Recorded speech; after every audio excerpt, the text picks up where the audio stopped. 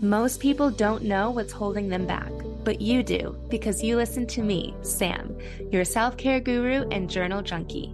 Welcome to Journal Entries, your safe place where you can tune in weekly to get tips, tricks, and journal prompts to uncover your feelings, gain clarity, and make your move. Welcome back to Journal Entries, everybody. Let's talk about why I am sipping a glass of wine while recording this episode. I'm just kidding. I'm actually sipping an Element. It's like liquid IV. It's electrolytes out of a Six Flags cup, like a huge cup. And it's reminding me of the drink that was in the Six Flags cup this past summer.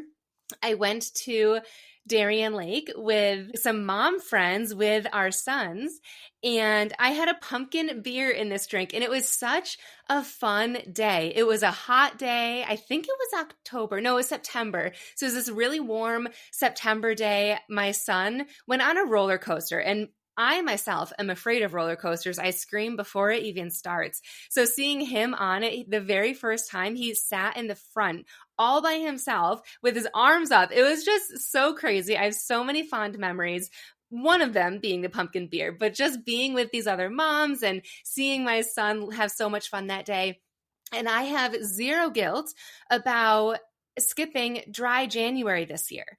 And what this episode is about is finding that balance of enjoying yourself and feeling like you are a good mom and setting those goals, and really talking about why these extreme January challenges in particular, like dry January, might be hurting you more than helping you. If you've never heard my story, I go way back with restriction and setting these like really strict, I don't even want to say goals, but it felt like goals at the time with regarding food and nutrition. My goal was to eat like 1,200 calories or less. And I was tracking every single, crumb that I ate. I was also tracking every calorie that I burned.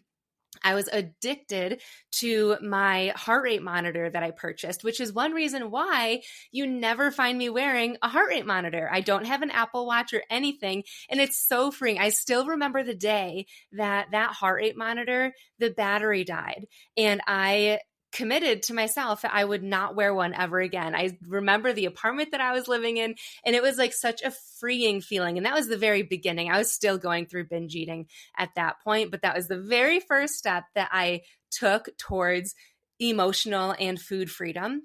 But I was just addicted to setting those types of goals that made me feel like I was in control. Setting a goal like dry January or any sort of restriction, because that's what dry January is. You're restricting yourself from alcohol. Or what I was doing when I was struggling with binge eating disorder is I was restricting myself from food. And the opposite of that is not allowing yourself whatever you want, but it's finding balance with that, finding balance with having alcohol and not going overboard, having food and not going overboard. And it is a whole thing. That's why there are programs to help you with both of those things. And these are just two examples. But it took me a while to experience both before finding my balance. But I've spent a couple years now feeling like I'm in my balance and knowing how I got here. And that's what I want to share with you today. Before I share that with you, I want to give you the permission slip and maybe even the glimmer, the insight that you can feel like your best self and you can feel like a good mom and you can reach your goals without setting these really strict goals for yourself. And it feels so good when you release the strictness around your life. The weekend before Christmas, my parents were watching my son. They did a sleepover. And so I went out to dinner with my sister, my brother-in-law, and my niece. And we went out to a brewery and we all got a craft beer. And that's just one moment that just felt so fun to enjoy a craft beer with friends over following rules. Like my former rules around alcohol would have been either don't have it or choose the lightest calorie beer that I could find, or don't get the beer because that has gluten in it and instead get something else that, I don't know, is probably lower calorie. It was all about calories for me at the time. So with dry January specifically, this can trigger some unhealthy patterns for you. It can trigger the all or nothing mindset. What I mean by that is that you can start out strong. And what I mean by that is maybe you don't have any drinks and you're feeling really proud of yourself. You're feeling like you're actually achieving the goal, maybe for the first week of January or the second week of January. And then you have one sip of a drink or maybe a full drink and you think, crap, I fucked up and now I ruined it. I might as well just keep drinking the rest of January. And you don't even go back to trying to not have less alcohol. It's just oopsie, never mind. I lasted for 2 weeks and now it's over. That's the all or nothing mindset. You're either in or you're out. Where in reality, if you still wanted to do dry January, you could accept that you enjoyed that beverage, try and find the joy in it instead of judgment, and then get right back on track. Start again with the dry January if that is something that you want to do. Dry January can also trigger mom guilt. And here's how. There's the bad mom narrative that we tell ourselves. Think about when your kid has just had a tough day. They're whiny, or maybe they were arguing with the siblings or whatever, and you just want a glass of wine to decompress. But you've committed to dry January, so you feel guilty if you even want that glass of wine. Also, you feel like a bad mom or a failure if you break the challenge for a social event. Say your work is going out for happy hour, you can't break that or else you feel like a bad mom and you feel that mom guilt.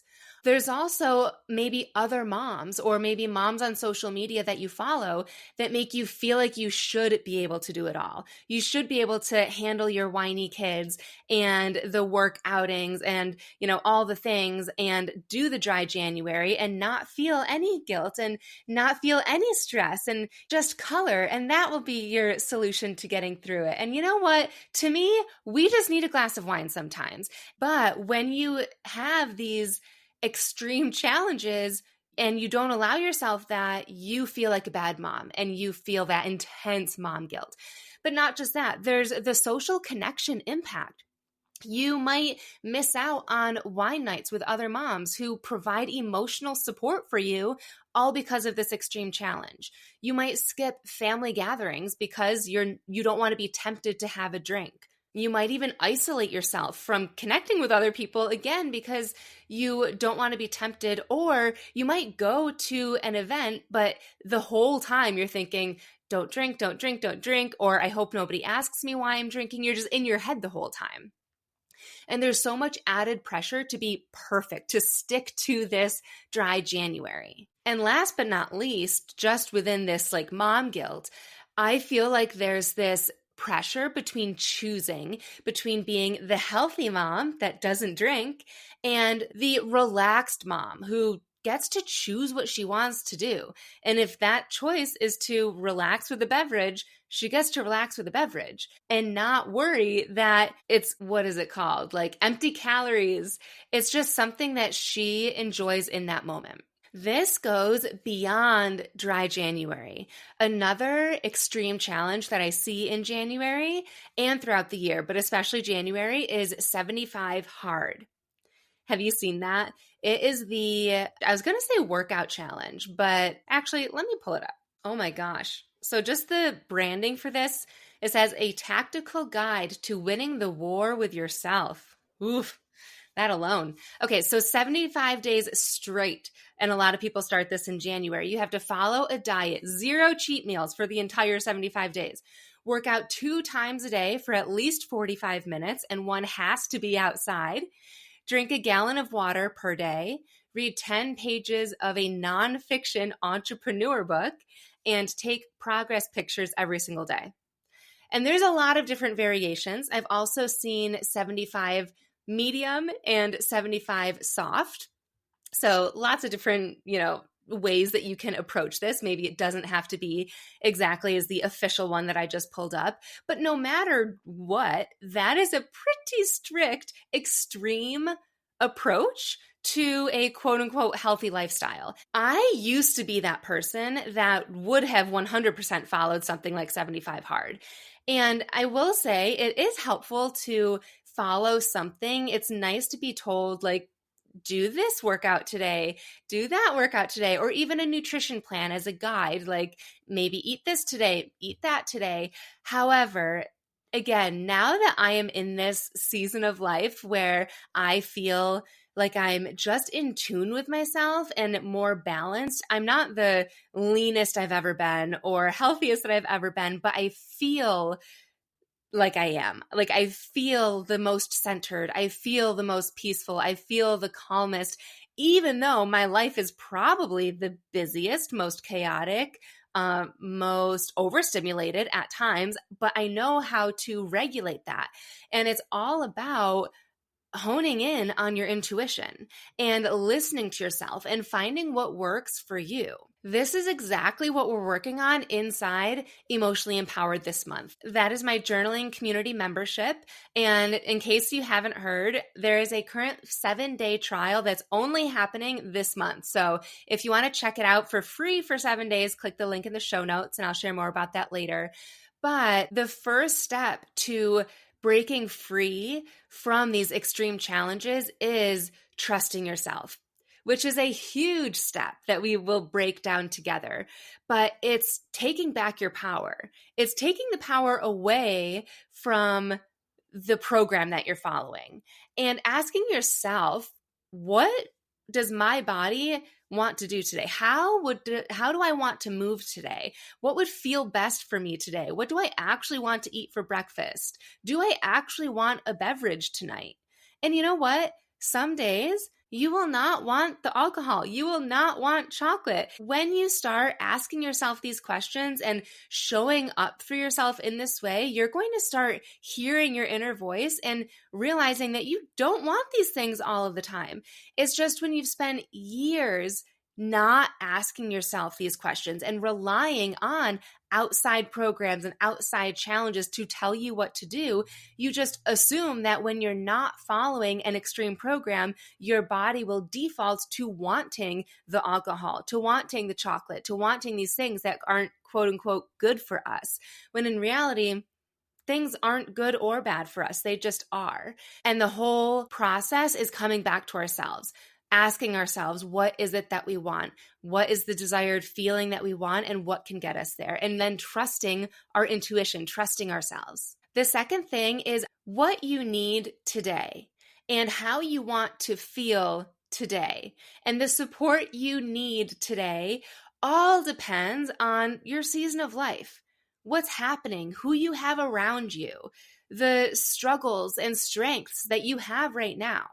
I am in a unique season of life, I would say, as a single mom entrepreneur. I will not be in this phase forever, and I'm honoring that. Right now in my season of life, I am very flexible with my fitness and my nutrition and really listening to what it is that will feel good in the moment and feel good and light me up so that I can show up as the best mom, as the calmest, most centered version of myself, and not hold myself to such strict standards and expectations where I know I'm going to be impatient if I'm trying to do 75 hard and trying to be that patient mom that's very present with her son. Or if I'm actively trying to never have a drop of alcohol in January and my son is super whiny one day, I'm not going to be the patient mom knowing that I'm restricting myself from something that I might want one day. So know what season of life you're in and honor that. And also know that won't be your season of life forever. And this season might end for you tomorrow or in a month or in a year or in 5 years. Based on that season of life, create sustainable habits for you that bring you joy. And again, that will be different than the past. If you're used to following programs like I was, if you're used to following diets like I was, if you're used to following what other people are telling you to do like I was, that worked for you in the past. Maybe it didn't even work for you, but it's just what you did in the past. Draw a line in the sand, and this is you now, and you can take that power back. You can reclaim what habits you want, and you also get to choose which habits based on the desired feeling that you want. So if you want to feel more joy, if you want to feel more peace, if you want to feel more centered, if you want to feel more patient, whatever it is, align your habits with that. So with that being said, I want to offer you some quick journal prompts that will quickly allow you to check in with yourself. So take a deep breath. And if you're not driving, take out the notes app of your phone. And I want you to first jot down the question, how am I feeling? This is the first question where if you're journaling, you will answer that. But this is honestly something that you could just close your eyes and ask yourself that and see what comes up for you. The next prompt is, what do I want to be doing? Or what would bring me joy or the desired feeling that we were talking about in this moment? This is where you learn who you are and what you want. Do you want to exercise? Do you want to read that entrepreneur book? Do you want a glass of wine? Do you want to go out with friends, or do you want to stay home? That is just a quick 2-question journal prompt flow, similar to the ones that I provide inside Emotionally Empowered. Again, the theme this month inside is the breaking free from the all or nothing mindset, where 3 days a week, I'm giving prompts on a specific area that you can break free from the all or nothing mindset. So the weeks left, week 3, is focusing on that black and white mentality with career and personal growth. And then the last week is relationships and boundaries. But when you jump in, you have access to all past prompts, not just of the January breakthrough theme, but all 150 prompts from 2024 as well. So week 2 was the all or nothing mindset with motherhood and family. And week 1 was self-worth and body image. And then twice a month, we have journaling workshops. That's where everybody shows up and you share how you're feeling. And I create a custom journal prompt flow for the whole group. And we work through it together. There's also a 24/7 community where you can share what comes up for you or what specifically you're going through and just get that support and that accountability to showing up for yourself and that village. And again, there is that 7-day totally free trial of Emotionally Empowered that is only lasting through January 31st. So hop into Emotionally Empowered free for 1 week. After that, the price is the lowest ever at $47 for full access. That will also be changing. So that's the lowest price. You can cancel anytime. I hope to see you in there. Lastly, I just want to say that you don't need another challenge. You don't need this extreme thing to get you started working towards your goals or feeling better. You need clarity on what it is that you actually want and how you want to feel, and permission to trust yourself. I hope to see you inside Emotionally Empowered where we can work on this together. But if not, I hope that this episode was the starting point for you and also the many permission slips that you may have needed. If you found this helpful, please, please, please share it to your social media. I would love for you to tag me and to just chat about what goals you have. And also if you're doing Dry January. If you are, kudos to you. I will cheers my electrolytes to you right now and think of you when I'm sipping my wine, probably tonight. All right, I will see you guys next week. Thanks so much for tuning in to this week's journal entry. I love connecting with my listeners, so make sure you screenshot this episode and tag me on Instagram at samantha.s.says so I know you're listening. And don't forget to grab your free training and journal prompts at www.samanthapenkoff.com/podcast.